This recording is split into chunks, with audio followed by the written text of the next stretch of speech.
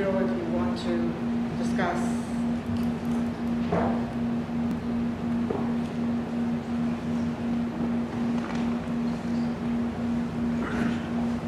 I guess I'm a victim of circumstances.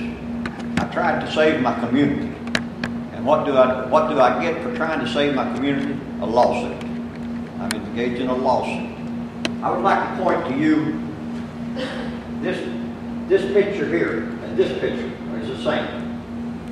And the people that are in the audience have lost everything that they have worked all their life for. Dave, would you please stand up?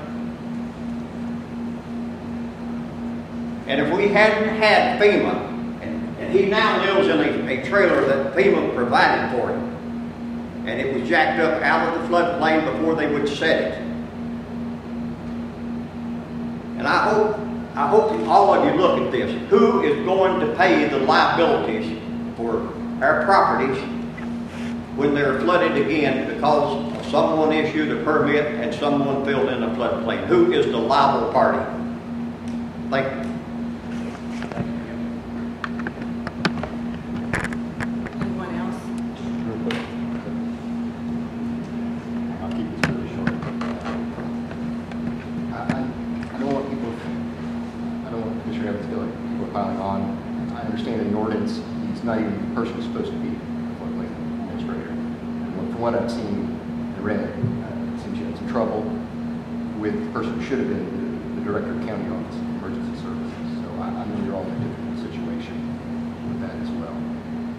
As to what Mr. Thurman said about the contractor's contracts, EQT has to show them to you within 5 days of when they're signed. And if they don't, the permit's void. It's not, it can be appealed. It just ceases to exist because that's up to EQT to do as part of their responsibility in the permitting process. So if indeed that has not happened, just would love to know. EQT is complaining about process. They haven't had their due process has been violated because they haven't had a notice and opportunity to be heard. The permit was rescinded by the floodplain administrator under the ordinance. They got notice. We told them. Mr. Hendrickson came in here, hand delivered y'all a letter on May 1st, saying you better give me an appropriate response. Well, y'all are also the Doddridge County Appeals Board for the floodplain ordinance. So he appealed a decision made by the floodplain director under, I believe, 8.2 of your ordinance. And you, as the appeals board, set a hearing within at least 10 days after, and within 60 days within. So they had their notice, they had their opportunity to be heard, they've been heard, and just because they don't want to follow the process, and they want us to be stuck with the process when we never even knew about the permit.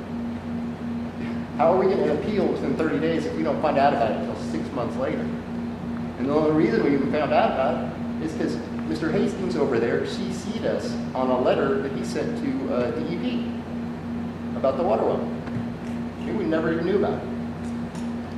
Anyhow, I'm not going to take any more of your time. I know y'all are busy and there's other people who want to be heard. I really do appreciate y'all letting me have the chance.